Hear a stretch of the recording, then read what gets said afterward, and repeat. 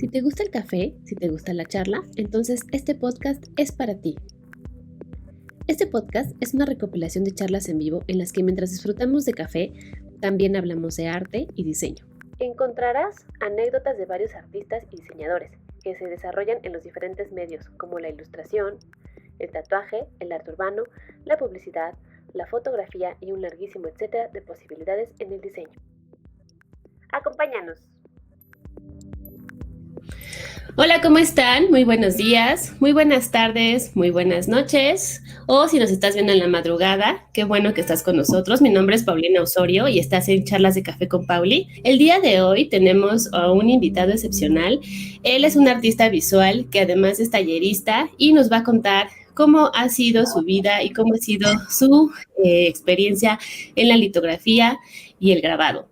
Él lo puede seguir en redes sociales. A continuación te voy a dar nuestras redes sociales para que nos des un like y nos sigas y puedas tener más información acerca de lo que estamos haciendo cada 15 días.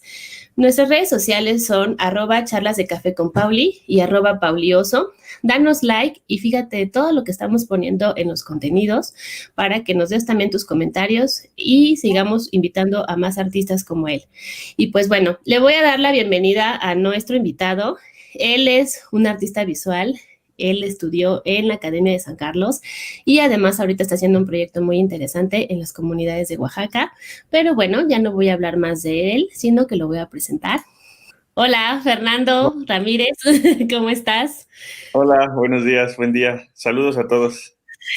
Bueno, pues Fernando Ramírez, alias el señor Brujo, está con nosotros el día de hoy. Él es artista visual y se dedica a la gráfica. Entonces, pues lo que te quiero preguntar y sobre todo que quiero que nos comentes es cómo fue tu acercamiento primero a las artes visuales, porque por ahí sé que no estudiaste artes visuales propiamente. Entonces, ¿cómo fue ese camino por las artes visuales y cómo llegaste a la gráfica? Pues mira, el acercamiento a las artes visuales fue empírico desde muy joven y eventualmente con el tiempo tuve una especie de doble vida porque justamente como dices, yo no estudié la licenciatura en artes visuales, estudié la licenciatura en diseño gráfico, pero siempre estuvo, por eso digo que es una doble vida, porque siempre estuve produciendo obra, siempre estuve pintando, siempre estuve haciendo grabado, aunque no formalmente como en el estudio de la licenciatura.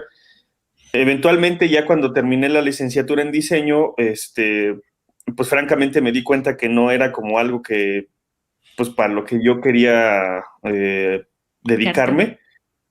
Ajá, entonces lo que hice fue pues dedicarme por completo y de lleno a las artes visuales y ya empecé formalmente a estudiar ahora sí talleres de grabado, de pintura, me metí a estudiar en San Carlos y ya después hice la maestría en artes visuales ya en la UNAM, pero ahora sí ya formalmente, ¿no? Como artista.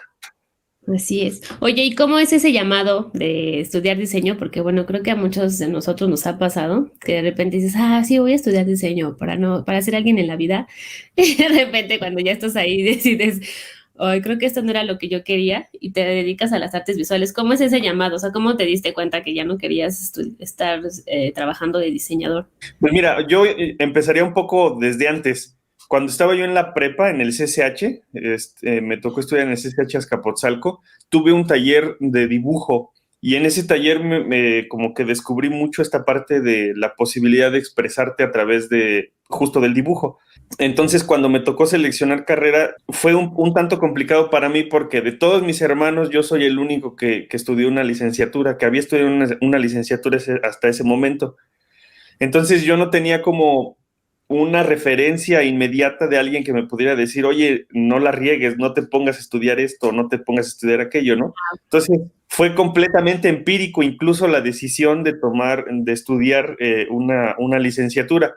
Entonces en el proceso estuve incluso pensando, por ejemplo, estudiar teatro y no sé qué tanto. Y hasta Todas las humanidades, ¿no? pero después, en alguna de estas pláticas de educación vocacional, encontré la licenciatura en diseño y vi que era algo que, pues, con lo que me sentía yo afín. Eh, yo no puedo decir que estoy arrepentido de estudiar diseño, en realidad no, porque a mí el diseño lo que me hizo fue me ayudó a dar unas bases muy sólidas, por ejemplo, en términos o en cuestiones tecnológicas, en Así es. cuestiones de producto que eventualmente ahora ya en mi trabajo como artista de tiempo completo lo aplico. Y yo creo que esa es una ventaja que tenemos quienes hemos tenido este paso primero por el diseño y luego en las artes, a diferencia de quien se dedica exclusivamente a las artes. Así es. Desafortunadamente, lo que yo he observado en el estudio de las artes formales es que no existe esta parte como de desarrollo tecnológico, ¿no? Así es. No, o sea, los artistas que estudian artes no saben o manejan poco Photoshop, Illustrator, por ejemplo, en diseño, pues tú sabes, te ayudan a que le pongas precio a tus productos, a cómo cobrar un logotipo, te ayudan a hacer un book para un catálogo de obras de tu trabajo como diseñador. Entonces, todo eso, cuando lo sabes hacer, lo aplicas a las artes y se vuelve una herramienta fundamental e importantísima para vender tu trabajo. Así es, porque bueno, en nuestra generación, yo recuerdo mucho a ver a nuestros compañeros en artes visuales y justamente cojeaban de esta parte, ¿no? De la parte del uso del software, del uso de las tecnologías, incluso a lo mejor sí salían como algunos profesores que les decían, bueno, puedes cobrar tu obra así y así, costo de los materiales, puedes hacer a lo mejor tus propios lienzos, puedes hacer tus propias carpetas de esta forma, chalala, pero no se hablaba tampoco de la gestión del arte, ¿no? La gestión de tu obra en sí, ¿no? Sino más bien era como una cuestión a lo mejor un poco romántica, ¿no? De, bueno, pues tú eres pintor y tú eres escultor y punto, ¿no? Hasta ahí llegabas y ya no te decían Exacto. como qué seguía, ¿no? Exacto. Y en ese sentido, yo creo que con el advenimiento de las redes sociales y de todo este mundo tecnológico, que es lo que ahora estamos viviendo, si no te involucras de manera completa en todo este proceso tecnológico de redes sociales, de Internet, difícilmente tu trabajo como artista, como creador, puedes dedicarte a la foto, a la ilustración, lo que sea, pero si no entras a ese mundo, difícilmente te conocen, ¿no? Entonces, yo creo que tiene que haber un cambio de paradigma en el estudio de las artes formales donde por decirlo de alguna manera, se contemporanice o se Se revitalice, actualice, ¿no? Así es. se actualice, exacto, la concepción y un poco dejar de lado el estigma o incluso el menosprecio de todo esto, porque yo me enfrenté a eso justo cuando empecé a dedicarme a las artes ya de manera total. Mucha gente me criticaba precisamente esta parte de, bueno, pues si tú estudiaste diseño, ¿qué haces en artes, no? Exacto. Y, y bueno, afortunadamente he tenido como la habilidad para darle vuelta a la cosa, ¿no? Y en lugar de sentirme mal porque no soy un artista hecho y derecho, eh, formado en las instituciones que Claro. tienen No 250 años, sí, ¿no? no aparece tu título así, artista visual, ¿no? En realidad, en realidad eso es algo que francamente me tiene sin cuidado porque el artista se hace en la experiencia, el artista se hace trabajando, se hace expresando, se hace compartiendo y no se hace con un título. Entonces, bueno, pues un poco va por ahí el tema. Así es. Y bueno, pues estamos hablando con Fernando Ramírez, el señor Brujo, él es artista visual y estamos hablando sobre cómo comienza uno a darse cuenta que quiere ser artista visual y no otra cosa. Y además, y además, algunos de las topes que de repente te tocas a nivel social, a nivel económico y cultural, ¿no? Porque como tú bien dices, no está bien visto o no está completamente aceptado ser artista visual y a lo mejor también por eso algunas decisiones que tomamos en la vida acerca de estudiar otra carrera para no hacer lo que todo mundo te dice, o sea, o hacer lo que todo mundo te dice más bien, y no escuchar un poco pues ese llamado que se tiene desde niño, ¿no? Y pues bueno, ¿cómo llegaste a la gráfica? Porque bueno, tú ahorita te dedicas a la gráfica totalmente, incluso empezaste también a trabajar en tu tesis de maestría de artes visuales con esta parte de la litografía, el grabado. Tienes Sí. ahí un título muy interesante, pero ¿cómo fue tu acercamiento a la gráfica? Porque creo que a todos nos llega la gráfica de diferente forma. Nosotros, como diseñadores, pues nos dicen, bueno, pues tienes que reproducir tus imágenes y pues tienes que aprenderte los sistemas de impresión, ¿no? Y ya, eso es para que tú puedas hacer, imprimir tus carteles, imprimir calendarios, imprimir tarjetas. Pero ¿cómo llegas a la gráfica y cómo es que te empiezas a desarrollar en este ámbito? Bueno, yo creo que en mi caso la forma más simple con la que tuve acercamiento a la gráfica fue a través del grabado en relieve.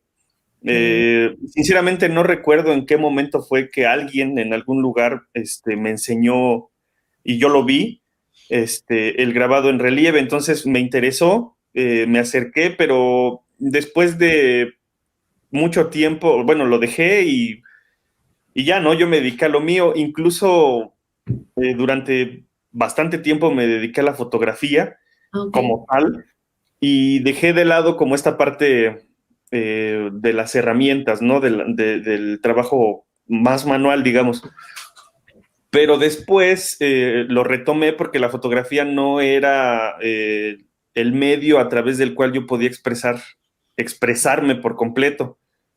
Sentía yo que había como algo que no me llenaba o no me satisfacía por completo. Entonces recordé esa experiencia del grabado en relieve y me acerqué nuevamente y empecé a hacer un taller de mokurito, que pues es una técnica similar a la litografía que se hace en madera con materiales grasos también, Ok. pero afortunadamente no nos salió el resultado. Porque afortunadamente. Afortunadamente porque Afortunadamente fue porque como no me salió o no nos salió el resultado del trabajo, Ajá. ¿En el el taller? maestro el maestro que me estaba dando ese taller me dijo, bueno, pues como no te salió, pues ahora te invito a que vayas a mi taller para que hagas litografía. Y que salga.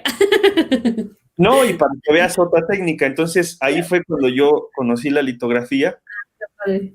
y la litografía se volvió el medio por excelencia para mí en términos de la gráfica, de las manifestaciones gráficas, que más eh, me da la posibilidad de expresarme por completo porque es dibujo directo sobre el material. No Sí. tienes que pasar por estos procesos de dibujar, incidir en la placa o acidular, etcétera, ¿no? Este es un proceso directo y eso fue lo que me atrapó por completo y a partir de este descubrimiento fue que me metí muy, muy, muy, muy profundamente en el estudio y en el desarrollo de la litografía. Y a partir de eso fue que entonces ya planteé el proyecto de mi tesis de maestría. Y fíjate que, bueno, Fernando, señor brujo, se dice por ahí en el taller que una vez que conoces a la piedra ya no te suelta, ¿no? Sí, Entonces, una vez que ya comienzas ahí a usar la piedra de la lactografía, conoces todas las variables, todo lo que puedes lograr con ello y que implica pues también este proceso de dibujo que creo que no es muy parecido a lo mejor a todas las artes, porque a lo mejor aunque tú trataste con la fotografía, que igual es como el dibujo con luz, necesitabas como ese proceso manual, ¿no? Ese proceso claro. manual de plasmar, o sea, esa extensión de tu cerebro hacia la piedra, hacia algún objeto en donde tú pudieras grabar justamente todo lo que viene de tu imaginación, de tu creación. Y también algo que a mí me llama mucho la atención es el proceso de la litografía, porque implica también que al final de que terminas el grabado, tengas que hacer todo un proceso de preparación de la piedra y Claro. la preparación del papel y el tiraje que se hace, ¿no? Que es lo que a veces es lo más rico de todo esto, que es, tiras 20, 30, pero originales, ¿no? Claro. Entonces, también eso creo que puede ser una buena técnica por eso, ¿no? En general, las técnicas de estampación son interesantes porque justo te permiten reproducir un original múltiple a partir de una placa, de una matriz, en este caso puede ser piedra, madera, metal, etcétera. Tienes la posibilidad de reproducir, justo como dices, una imagen, pero no necesariamente es exactamente la misma imagen, ¿no? Por eso también se le conoce como original múltiple, porque justo la variable que existe entre una copia y otra, pues es incluso mínima, es decir, no se puede ver como a primera vista, pero sí tiene variables, sí tiene diferencias, y por lo tanto la obra en sí se vuelve un original. Eso ha sido un tema de discusión durante muchos años, precisamente porque el grabado nos permite la reproducción de una imagen. Mucha gente, muchos puristas dicen que o están en desacuerdo con el grabado precisamente por eso, porque se reproduce una imagen, ¿no? Sí. Y ellos dicen, no, bueno, pues la obra tiene que ser una sola. Una sola, exacto. Una sola, pero pues yo estoy pues me dedico a la gráfica, veo la posibilidad de reproducirla. Ahora, también creo que los propios artistas gráficos hemos tenido la culpa de esto porque hay mucha gente que reproduce imágenes solo con el puro sentido de la especulación en torno al arte, ¿no? Es decir, vender por vender. Así es. Y desde luego eso es un tema de responsabilidad y ética de quien lo está haciendo, no de quien lo compra, porque al final quien lo compra, quien lo consume, cree en la ética de quien lo hace. Claro. Entonces, desde luego que ese es un tema también muy controversial y que nos podríamos pasar mucho tiempo platicando de ello, pero al final toda la posibilidad, incluso eso, ¿no? De reproducir para especular sobre la obra, se vuelve un tema muy nutritivo que le ha dado a la gráfica pues todo lo que es ahora, ¿no? Un mundo bastante amplio, muy rico, que tiene muchas posibilidades y por el que muchos artistas nos acercamos a él o nos quedamos en él. Nos quedamos en él, así es. Y fíjate que me acuerdo mucho de lo que decía Rafa en el taller, ¿no? Cuando lee las impresiones que tú hiciste, ¿no? Y te dice, ah, sí, esa es la segunda, esa es la tercera, y te empieza a leer justamente lo que tú dices, ¿no? Que cada pieza es diferente, Claro. porque le pusiste más presión, le pusiste más tinta, por ahí se te movió un poco, y entonces a partir de eso, cada una de las piezas va encontrando también su única forma de ser, ¿no? Al momento, Exacto. al momento de que el impresor y el artista interviene en esa reproducción, ¿no? Sí, pues es lo que te digo, al final del día eso es lo que vuelve rico, todas esas variantes son las que vuelven rica la posibilidad de manifestación en la gráfica y además el grabado, particularmente el grabado tiene una cosa muy interesante que es el trabajo colaborativo y eso hace que el grabado sea un proceso en el que participen o se pueda participar muchas personas. Participa el impresor, participa el ayudante, el que moja el papel, el que produce, el que hace la tinta, etcétera.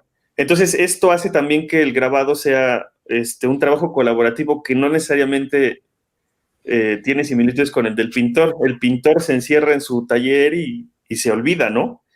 Si acaso tendrá un ayudante o dos que le ayuden a pintar. Y quiero decir, los buenos artistas, ¿no? Los malos artistas tienen un séquito de personas que les están haciendo las pinturas. Esos no. Los buenos artistas, los que están trabajando en sus talleres, preocupándose por la producción de su obra, pues tendrán 1 o 2 artistas. En cambio, el grabado, pues en los talleres de grabado hay 5, 10, 15 personas siempre trabajando. Entonces, este sentido de colaboración, pues también enriquece y nutre las posibilidades de la enseñanza, de la práctica y del trabajo con el grabado. Y que bueno, al final esta riqueza que te da el grabado también proviene de la comunidad, ¿no? Porque la misma comunidad te empieza a a retroalimentar dentro de tu pieza y te dice, a ver, es que ¿por qué no hiciste esto? ¿Por qué no hiciste el otro? ¿Has tratado con esto? En algunas de tus piezas yo he visto cómo de repente estás experimentando con diferentes formas de grabado, diferentes formas de pues de técnicas, ¿no? Entonces, a Sí. veces haces una pieza y no solamente utilizas litografía, sino que te vas al extremo y utilizas otro tipo de técnicas que a lo mejor a nadie se le hubiera ocurrido combinar, ¿no? Con la litografía. ¿Cómo haces esto? ¿Cómo es este proceso? Pues mira, mi proceso es muy intuitivo. Para mí, la expresión, pues no solo en las artes gráficas, ¿no? Sino en general en lo que uno hace, es decir, en el dibujo, en la pintura, en la escultura, para mi gusto tiene que ser muy intuitivo y así es como yo trabajo. A través de la intuición es que voy desarrollando o definiendo, bueno, pues ahora voy a probar esto, a ver qué tal sale. Yo diría que tengo suerte porque pues la amalgama que se genera entre las técnicas que de repente utilizo, bueno, pues funcionan. Y Sí. no es que yo, pues francamente, esté pensando así como, ah, bueno, pues ahora voy a hacer esto y voy a hacer aquello y seguramente va a quedar bien. No, en realidad es un tema muy intuitivo y por eso digo que Así es. tengo suerte porque sale, ¿no? Y pues se hace una amalgama agradable. Ahora he estado, yo te diría como desde hace unos 3 años para acá, he estado ya un poco más de manera más consciente, Ajá. trabajando en mi proceso a partir de la experiencia que he tenido con la intuición. Entonces, eso que ya experimenté de manera intuitiva, ahora ya lo estoy haciendo de manera más consciente. Y entonces ahora ya tengo otra clase de diálogo con la obra que no tenía hace 3 o 4 años atrás. Entonces también esto está permitiendo que la obra mute, se modifique y pues para mí sea un proceso de desarrollo artístico pues diferente también. Sí, y es lo que te iba a decir, ¿no? Que yo creo que tú dices que es intuición o que estás haciendo como experimentación, pero creo que sí tienes bastante conocimiento de muchas de las técnicas que utilizas y de los resultados. Y creo que también eso te ha permitido que tengas suerte, como tú dices, pero creo que sí tiene que ver con el conocimiento que has adquirido anteriormente durante todo tu proceso. Entonces No, sí. por supuesto. O sea, sí, es como, como dicen algunos, ¿no? Hay que conocer las reglas para romperlas. Así es, así Y es. sí, la realidad es que sí, yo pues he trabajado mucho tiempo varias técnicas, por lo tanto, como bien dices, sé los resultados, conozco más o menos qué me puede ofrecer cada cual y a partir de ello, pues sí decido, bueno, pues ahora vamos a trabajar con esto, porque ya sé cómo va más o menos a quedar el resultado. Suceder. Pero de manera intuitiva lo hago como una especie de juego, ¿no? Así es. Sin estar como en la rigidez formal de decir, bueno, pues, o académica, ¿no? De, no, pues yo tengo que hacer solo esto por esto, ¿no? No, Y no se puede mezclar. Sí, pues sí, no, no, más bien es justo como un juego, un juego. sí, así es. Oye, ¿y cuáles son los temas recurrentes de tu obra? O sea, ¿por qué tienes ahí una tesis de maestría con un tema muy interesante? Este tema de tu obra, ¿cómo surge la investigación? Cuéntanos un poquito más sobre tu tema de tesis. Bueno, pues yo diría que más bien surge como un proceso de búsqueda de identidad.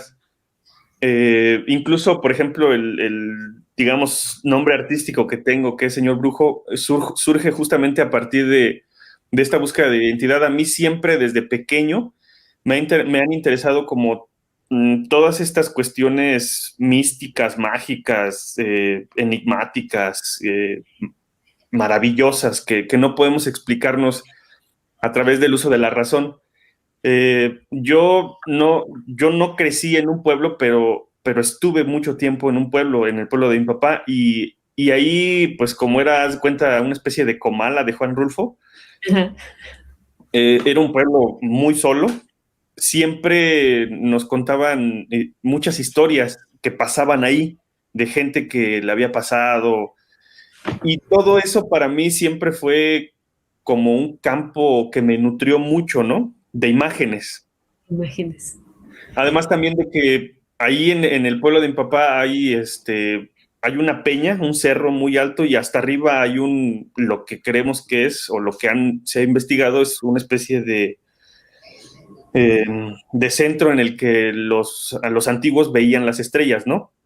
Y hay, pues hay ruinas prehispánicas y hay glifos en las petroglifos, hay esculturas ahí como de demonios y todo eso. Entonces, cuando yo vi eso de niño o de pequeño, pues fue como una explosión en mi cabeza de imágenes. Entonces, a partir de toda esa experiencia de vida,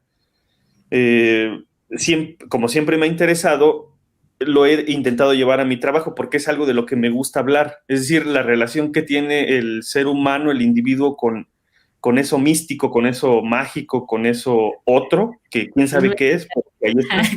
Que no puedes explicar, ¿no? Ese pensamiento mágico siempre. Exactamente. Entonces, a partir de ello es que he desarrollado todo mi trabajo, y a partir de ello es que desarrollé el trabajo de la maestría, que tiene que ver con el tarot de Marsella, la reinterpretación del tarot de Marsella. ¿Y cómo llegas al tarot de Marsella? O sea, ¿cómo llegas a las imágenes? O sea, ¿qué fue lo que te llamó la atención de las imágenes del tarot como para que tú decidieras estudiarlas? Pues vuelvo a lo mismo, fue una cosa muy intuitiva. Yo siento que soy una persona que ha tenido mucha suerte, sinceramente lo creo, porque yo no voy por la vida como buscando, digamos, cuestiones para trabajar, ¿no? Solitas se van dando las cosas. Y esto es como decirlo de alguna manera, porque en realidad siempre uno está como atento a las cosas. Y a mí no me interesan los puentes porque me interesa lo mágico, ¿no? Entonces Ajá. siempre estoy buscando lo mágico y no los puentes.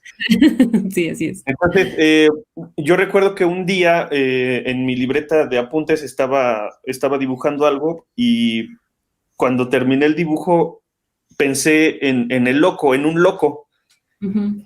Entonces me llamó mucho la atención que yo pensara en que ese dibujo era la representación de un loco.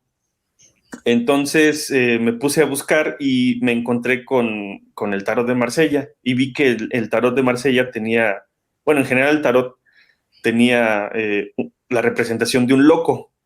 Ujú. Y pues me dio mucha curiosidad y empecé a investigar. Entonces me encontré con un libro muy bueno que se llama, ay, se me va el nombre ahorita, pero lo escribió Sally Nichols. Y Sally Nichols fue discípulo de Jung, el psicólogo. Ajá. Entonces, la verdad es que es un libro bastante interesante en el que habla sobre eh, la relación del tarot con todos estos procesos inconscientes del ser humano. Y una de las cosas que aparecen en las primeras páginas del libro es que dice Sally Nichols: las personas, para tener un acercamiento al tarot, deben de hacerlo de una manera muy intuitiva. Ok. Entonces me llamó muchísimo la atención, y a partir de ahí me metí a investigar, y tal cual, sin más, me puse a producir la obra reinterpretando los arcanos mayores. Entonces, cuando tenía más o menos como, pues que serán unas 7, 8 litografías ya hechas del tarot, fue que apliqué para poder entrar a la maestría. Ujú. Y bueno, me aceptaron después de todo ese proceso tortuoso que tiene uno que pasar. Sí. Me aceptaron, y cuando tú entras a la maestría en artes visuales, al menos en la UNAM, te asignan un tutor. Y cuando yo conocí a mi tutor, me dijo: oye, pues está interesante lo que estás haciendo, dime una cosa, ¿tú sabes leer el tarot? Y entonces ahí me di cuenta que pues justo me hacía falta eso, ¿no? Así es. Ajá. Entonces es lo que te decía un poco hace ratito. De manera intuitiva me he acercado a las cosas, pero desde hace como 4 años, de manera más consciente, es que estoy creando lo que hago, ¿no? Así es, como ya con esa conciencia plena de qué es lo que estás haciendo y a partir de qué. Oye, y ahí fue cuando te dijeron, o ahí fue donde se acuñó tu apodo, señor Brujo. No, no, ¿No no, fue antes? señor, no, señor Brujo, yo ya lo tengo desde hace mucho. Solo se reafirmó. Ay. ¿No? No, pues en realidad, como yo te decía que era un tema de identidad, Ajá, eh, yo recuerdo que tenía yo como 14, 15 años ajá, y en mis locuras andaba yo justamente visitando estas personas que dicen que son brujos y que te leen las cartas y que te echan la ajá, suerte. sí. Entonces, con una amiga o con otros amigos íbamos a buscar y yo me metía con ellos para que me hicieran A ver, dime. todas esas cosas, ¿no? Que dicen que hacen. Y entonces bueno, eh, hubo oportunidad como de buscar un nombre artístico, dije, pues eso me agrada y pues lo decidí, ¿no? O sea que Sí. ya, ese ya lo traigo desde hace muchos años.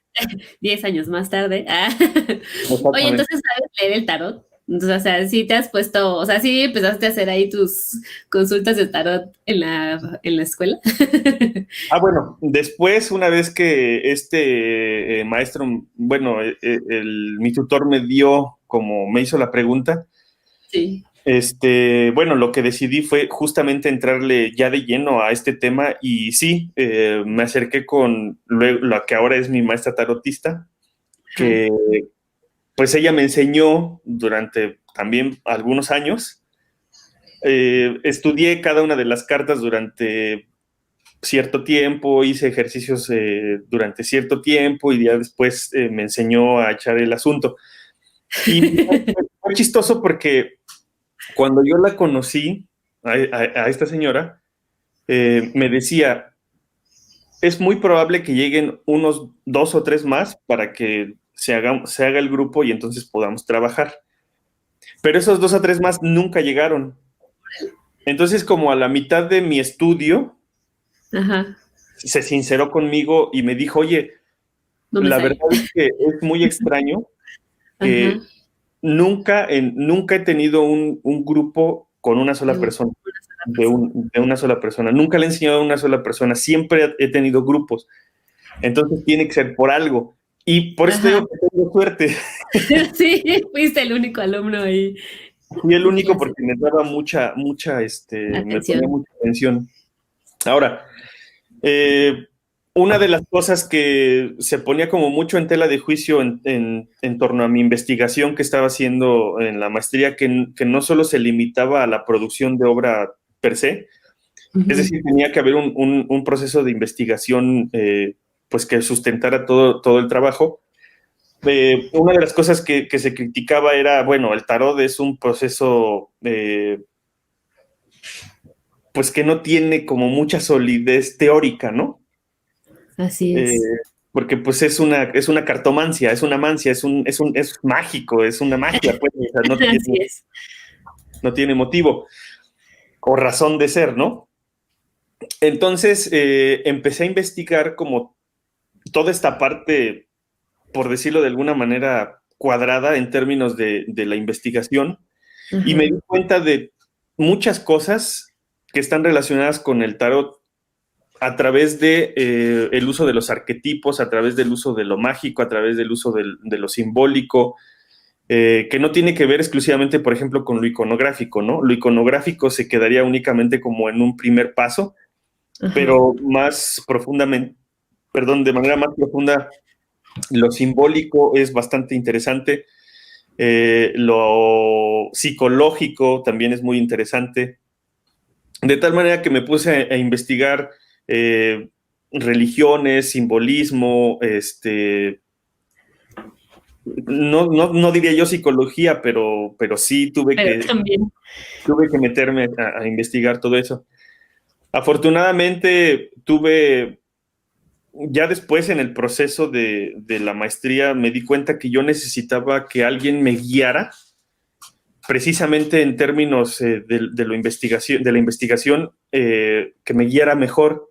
Entonces decidí cambiarme de tutor y afortunadamente encontré una tutora que me puso a trabajar muchísimo, Ajá. pero que eso fue lo que me ayudó a también solidificar el tema conceptual de la obra.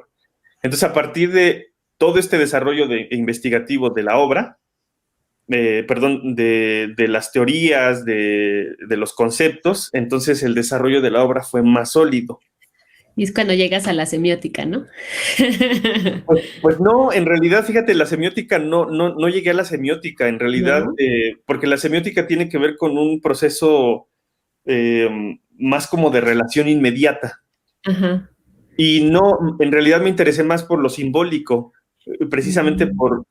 por toda esta capacidad de los elementos que uno utiliza Ujú. y qué es eso que se puede interpretar a partir de esos De lo que símbolos. estás viendo. Oye, y cuando empezaste a investigar justamente todos estos simbolismos y volviste a echar las cartas, empezaste a encontrar nuevas cosas, empezaste a encontrar nuevos argumentos, nuevas, no sé, nuevas lenguajes en las cartas, antes de y después de.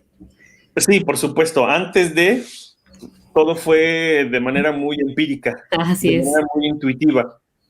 Y siempre como que yo utilizaba ciertos elementos gráficos o visuales en la obra, pero después del estudio de todo esto que investigué, pues tuve la plena conciencia de qué significaba, de qué podía significar o de qué podía yo darle significado a eso que ponía. Exacto. Ujú. Entonces, no se volvió como un tema de, bueno, pues yo hago esto pues nomás porque quiero, ¿no?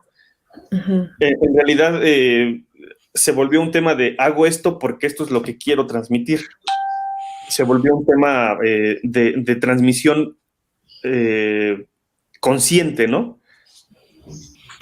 Sí, ya a partir de lo que estabas leyendo, ¿no? Entonces podría decir que necesitas tener un bagaje muy, muy amplio en este mundo de los simbolismos o del conocimiento de todo lo que se puede llegar a significar una imagen para dar una mejor lectura de tarot o de este tipo de prácticas. ¿Tú qué crees? ¿O que sea más intuitivo de las dos? Dinos Mira, la verdad. yo lo que creo es que el artista tiene que saber lo que está transmitiendo. Así Es es. decir, es su deber saber qué es lo que está poniendo en la imagen. Esto no significa que ponga, por decirte algo, la luna y diga, bueno, pues aquí estoy poniendo la luna porque va a significar esto, ¿no?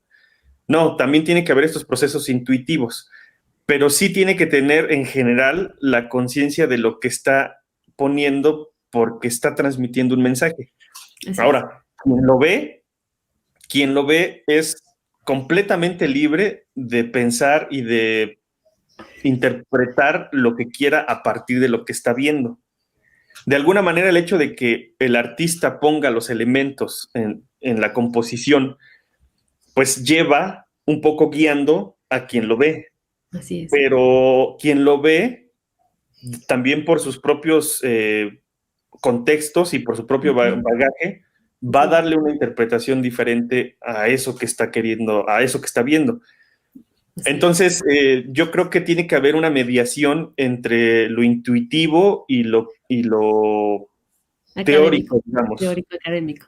Sí, porque a veces tú haces una imagen y tú la fundamentas con un montón de cosas así como tú dices, teóricas o académicas, pero la persona que la ve simplemente hace el match, ¿no? Con esa imagen y te dice, no sé por qué, pero esa imagen me encantó, te la compro, o la quiero, o Exacto. dámela ya, ¿no? Y para ti fue así como de, pues nada más hice tal y tal cosa, pero en realidad yo creo que de eso se trata, ¿no? En el arte. O sea, cuando tú eres consciente de lo que estás queriendo proyectar, de lo que estás colocando en una imagen y de cómo estás trabajando en esa imagen, es cuando, como tú dices, desde la otra persona, desde su contexto, se ve reflejada y es cuando hace el match, ¿no? Y dice, esto es lo que quiero, no sé por qué, a lo mejor conscientemente, pero necesito esa imagen o te compro tu pieza, ¿no? Y es ahí como Sí, donde... y ahí está lo interesante del asunto. el artista tiene que ser consciente de lo que hace, aún a pesar de que lo haya hecho de manera intuitiva. Así es. Y que esté mediado por lo teórico y lo intuitivo. Así es. Y cuando termina la obra, el que lo ve, solamente incluso por el hecho de que le gusta, porque le agrada visualmente, lo adquiere, lo consume. Así Y es. bueno, ese es como el ideal. De pronto hay obra de artistas que pues realmente es compleja de entender, ¿no? Y mucha gente dice, bueno, pues no sé, pues qué es eso, ¿Qué es ¿no? eso? Sí. Pero, pero Pero lo interesante es que el espectador, mientras en el espectador haya una reacción, aunque sea de rechazo, bueno, está generando algo. Cuando la obra no genera nada en el espectador, bueno, entonces ya, pues ni por dónde hacerle. Es un fraude. Pues muy bien. Bueno, estamos hablando aquí en Charlas de Café con Pauli, con Fernando Ramírez, el señor Brujo. Él es artista visual y estamos hablando un poco de arte, un poco de gráfica, un poco de misticismo y un poco de magia. Y bueno, ya para cerrar esta conversación, quisiera preguntarte, ¿qué estás haciendo ahora? Ahorita yo sé que estás trabajando en las comunidades en Oaxaca, pusiste un taller de gráfica. ¿Cómo te ha ido con esta experiencia? ¿Cómo te ha funcionado esta comunidad de la que estábamos hablando? Justamente esta experiencia dentro de la comunidad en un taller y aparte estás trabajando con niños, ¿no? ¿Cómo te ha ido con esta parte de ser tallerista? Bueno, al principio fue complicado cuando me vine a vivir a Oaxaca, al estado. No estoy viviendo en el centro de la ciudad, estoy viviendo en la región de la Mixteca. Es que tengo que decirlo por fuerza, ¿no? La Mixteca es una zona históricamente olvidada, es decir, la economía es difícil, la educación es complicada, a pesar de que hay muchísimos maestros. El trabajo es muy complicado, la educación artística, bueno, pues Nula. prácticamente no existe. El trabajo en el campo realmente es un trabajo complejo, dificilísimo, pero bueno, en general, pues tiene otras cosas que ofrecer que no se han explotado como pues deberían. El caso es que yo llegué a vivir acá y pues cuando me vine para acá yo traía la idea y la intención de poner un taller donde poder enseñar gráfica. Mm, yo no conocía a muchas personas aquí. A partir de llegar y empezarme a relacionar con gente de otros lugares, de otros pueblos, que también hacen gráfica, pues me he llevado una sorpresa porque hay varias personas preocupadas por la educación en las artes gráficas que no son de Oaxaca. Muchas personas como yo que venimos de otros estados o lo que sea y que nos hemos venido a vivir acá, traen esta misma idea. Y esto es porque fundamentalmente lo que consideramos, hablo por esos con los que yo he platicado, es que la educación de las artes gráficas en Oaxaca, en el centro de Oaxaca, se ha hasta cierto punto viciado. Entonces, todo el trabajo que se hace en Oaxaca parece que lo hace una sola persona. No hay, Una sola escuela. sí, no hay una identidad que los diferencie, ¿no? Y bueno, si tú comparas, por ejemplo, el grabado que se hace en Oaxaca con el que se hace en Guanajuato o en el que se hace en Chihuahua, bueno, sí hay diferencias, pero Oaxaca durante muchos años ha sido como el epicentro del país en términos de las artes, y no solo de las artes gráficas, ¿no? Entonces, a partir como de esta idea, se ha creído que, te hablo de la gente que vive en Oaxaca, la gente que vive en Oaxaca ha creído que eso únicamente es lo que se puede hacer. Y entonces no se han explorado otras posibilidades de trabajo. Entonces, entrar, yo que no soy de Oaxaca, que he tenido otras experiencias de trabajo, incluso fuera de México, y llegar a una comunidad, a un estado donde se cree que es el epicentro y que únicamente tienes que trabajar de cierta forma, ha sido complejo. Sí. Ha sido No lo muy, puedes muy sacar de difícil. ahí. Sí. Entonces, bueno, el caso es que llegué, puse mi taller, tuve que hacer una labor bastante grande de invitar gente, de ir a escuelas, y bueno, afortunadamente durante el año pasado trabajamos varios proyectos dentro de mi taller. Mi taller se llama Comegen Taller, y trabajamos varios proyectos dentro del taller, pero también hicimos relación con otros talleres de la región. De tal manera que trabajamos con gente de Nochistlán, gente de Tlaxiaco, gente de Guajuapan de León, gente de la región mixteca oaxaqueña, que es en donde vivo. Y entonces desarrollamos un proyecto, un gran proyecto, que se llamó Sangre Grana Cochinilla, en la que participamos 50 artistas de la región. Bueno, el asunto iba bastante bien, pero de pronto nos cayó la pandemia Así y es. pues, tuvimos que parar. En, en ese alto que tuvimos, o en ese ínter en lo que dejábamos de trabajar y parábamos por completo, fuimos seleccionados, mi taller quedó seleccionado con un proyecto que titulé Senderos Gráficos, que justamente tiene que ver con la enseñanza del grabado en las comunidades de donde vivo, comunidades que pertenecen a la cabecera municipal del pueblo donde vivo, porque estas comunidades están relegadas por completo de cualquier manifestación artística, por muchos sentidos o por muchos lados. Uno de ellos tiene que ver la economía, otro tiene que ver la falta de importancia que le dan las propias autoridades a la enseñanza a esas comunidades. Es decir, la gente que aquí produce arte se ha olvidado por completo de llevarle el arte a esas personas. Algunas viven, pues, ¿qué te diría? Como a 2 horas y hay que llegar a pie. Entonces, pues es difícil que uno vaya para allá o que ellos vengan para acá a ver una exposición, por ejemplo. Claro. Entonces, bueno, parte de Senderos Gráficos tiene que ver con que nosotros vayamos como taller a enseñarles a esas comunidades. ¿Como un taller ambulante? Una especie de taller ambulante, sí. Y de lo que se trata en este sentido, lo que a mí me interesó, más allá incluso de la imagen, lo que me interesa rescatar es la oralidad de esas comunidades. Claro. Obviamente reforzada con la imagen, ¿no? Pero lo que me interesa es que se rescate la oralidad de esos lugares. Y al final, pues ahora ya lo retomamos, ahora que se ha podido más o menos volver a trabajar. Bueno, retomamos el proyecto hace poco y hemos ido ya a 2 comunidades. La verdad es que la aceptación de la gente ha sido muy agradable. Van niños, personas que se dedican al campo, adultos mayores, jóvenes, gente que tiene muchas habilidades, pero que no se les ha dado la posibilidad o la oportunidad de experimentar con cosas.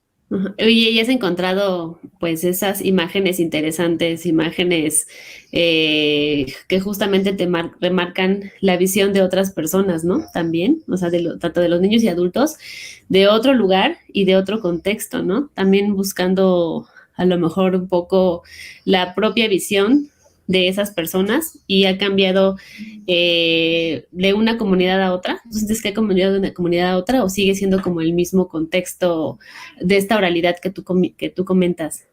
Sí, sí cambia. Sí. Cambia porque mira, hay actividades que son muy comunes.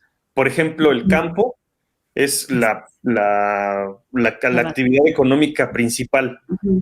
La construcción es otra actividad económica muy generalizada, pero sí hay cosas que no tiene una comunidad con otra, y no están tan alejadas. En algunos casos, por ejemplo, la distancia es de 4 o 5 kilómetros o menos, y sí hay como mucha diferencia entre lo que pasa en esa comunidad y en otras.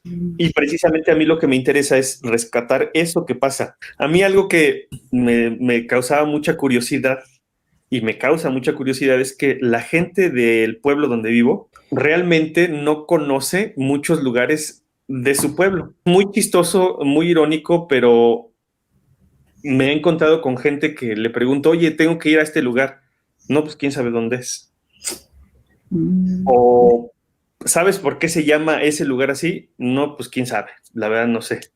Mm. Entonces, parte de lo que yo estoy haciendo junto con los muchachos de mi taller al ir a esas comunidades es traer ahora de vuelta la información de esas comunidades a estas otras personas. Así es. Entonces es pues como un ir y venir de información. Ah, de feedback, ¿no? Exacto, para que la cosa se nutra y bueno, pues también la gente que vive aquí pues conozca su comunidad, porque al final de cuentas pues forma parte de su contexto. Claro, y también que eso es lo que genera identidad, ¿no? O sea, que es lo que hablábamos al principio, ¿no? Claro. O sea, al final, saber por qué se llama así el pueblo donde estás, saber cómo se llama así el lugar donde vives, cosas, yo creo que va generando en las personas identidad, ¿no?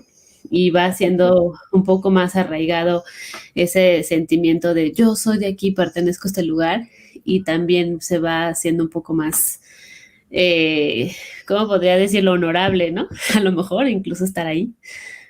Pues parte del proyecto, lo que yo planteé en el proyecto para que nos apoyara el gobierno del estado financiando el proyecto, tiene que ver con varias cosas. Por un lado es justamente el rescate de la oralidad de las comunidades, Así es. precisamente para este proceso de identidad, pero también Ujú. tiene que ver con la descentralización de la enseñanza de las artes, Totalmente. que justamente es lo que platicaba yo al principio.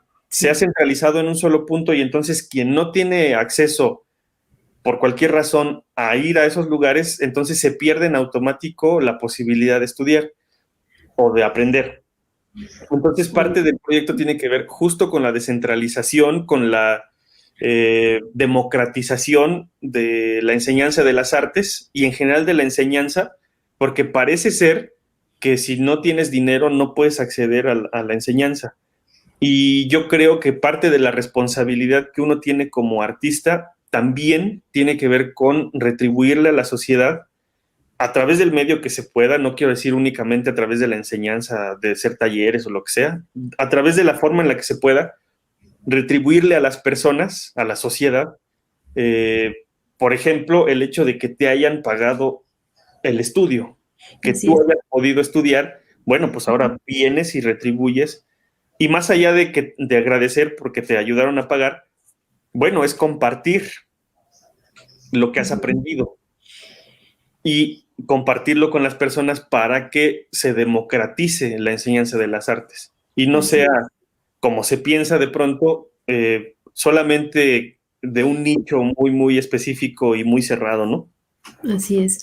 Y que bueno, pues eso pasa a nivel macro, macro, macro en el país, ¿no? O sea, Sí, no hay un interés porque las artes se lleven a las comunidades, eh, pues empezando desde los niños, desde la escuela, desde la primaria, y pues muchísimo menos a las comunidades más alejadas, ¿no? Del centro del país, ¿no?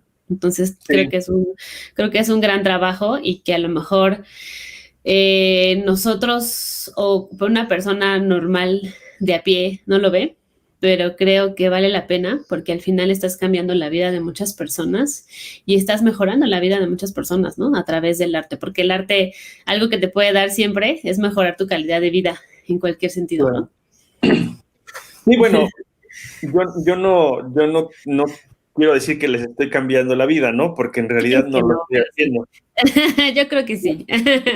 Mira, cuando vives la complejidad, cuando ves la complejidad de la vida de estas personas, realmente a mí, pues se me estremece el corazón, ¿no? Porque hay personas que tienen unas capacidades intelectuales súper agradables, muy interesantes, pero que desafortunadamente no tienen las posibilidades económicas para desarrollarlas.